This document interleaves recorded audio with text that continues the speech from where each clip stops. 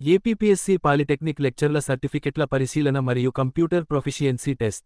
Andhra Pradesh public service commission polytechnic కాలేజీల్లో lecturer పోస్టుల నియామక ప్రక్రియలో తదుపరి దశకు అడుగుపెట్టింది.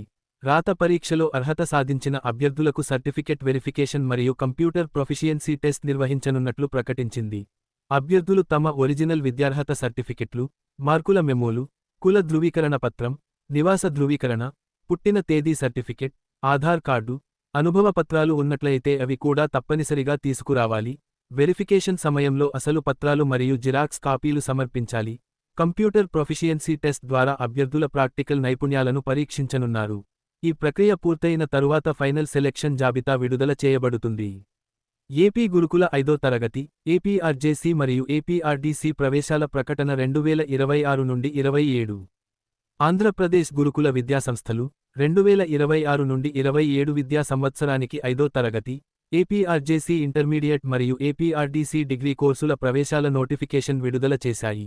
5వ తరగతి ప్రవేశాలు ప్రవేశ పరీక్ష ద్వారా నిర్వహించబడతాయి. అర్హతగా ప్రస్తుతం 4వ తరగతి చదువుతున్న విద్యార్థులు దరఖాస్తు చేసుకోవచ్చు.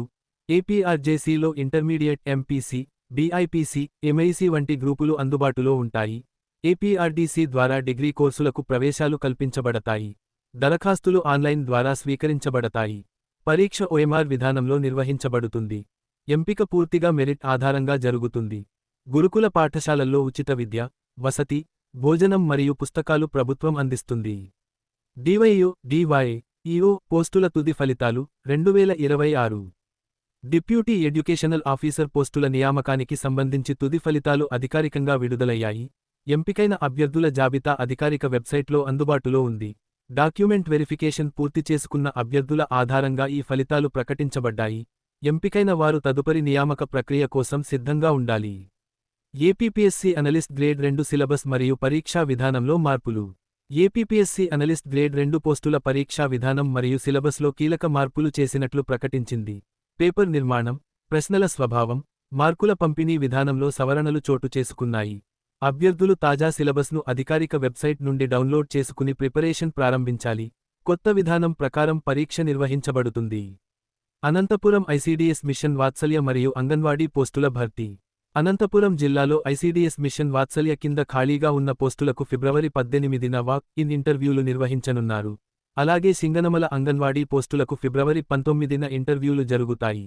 పుట్లూరు మండల అంగన్వాడీ పోస్టుల భర్తీకి కూడా ఫిబ్రవరి 19న అనంతపురం ఆర్డీఓ కార్యాలయంలో ఇంటర్వ్యూలు నిర్వహించబడతాయి. అభ్యర్థులు తమ విద్యార్హత సర్టిఫికెట్లు, గుర్తింపు పత్రాలు, అవసరమైన ఇతర ధృవపత్రాలు తీసుకురావాలి. ఎంపిక మెరిట్ మరియు ఇంటర్వ్యూ ప్రదర్శన ఆధారంగా ఉంటుంది. ఫిబ్రవరి 18 నుండి 21 వరకు జిల్లాలో వివిధ కేంద్రాల్లో ఇంటర్వ్యూల షెడ్యూల్ అమలు చేయబడుతుంది. ఆంధ్రప్రదేశ్ ఆర్టీఈ కింద 1వ తరగతి ఉచిత ప్రవేశాలు 2026 నుండి 27. విద్యా హక్కు చట్టం ప్రకారం ప్రైవేట్ అండ్ ఎయిడెడ్ పాఠశాలల్లో 25% సీట్లు ఆర్థికంగా వెనుకబడిన వర్గాలకు ఉచితంగా కేటాయించబడతాయి. 2026 నుండి 27 విద్యా సంవత్సరానికి సంబంధించిన దరఖాస్తులు ఆన్లైన్ ద్వారా స్వీకరించబడతాయి. అర్హత ప్రమాణాలు నిర్దిష్టంగా నిర్ణయించబడ్డాయి. దరఖాస్తుల పరిశీలన అనంతరం లాటరీ విధానంలో ఎంపిక జరుగుతుంది. ఎంపికైన విద్యార్థులకు పూర్తిగా ఉచిత విద్య అందించబడుతుంది. Medical PG MOP-up notification. Medical PG కోర్సుల్లో కన్వీనర్ మరియు మేనేజ్మెంట్ కోటా సీట్ల భర్తీకి మాప్-అప్ నోటిఫికేషన్ విడుదలైంది. మిగిలిన ఖాళీ సీట్లను ఈ దశలో భర్తీ చేస్తారు. అర్హులైన అభ్యర్థులు కౌన్సెలింగ్ ప్రక్రియలో పాల్గొనాలి. కొత్త చెరువు టీసీసీ పరీక్షలు.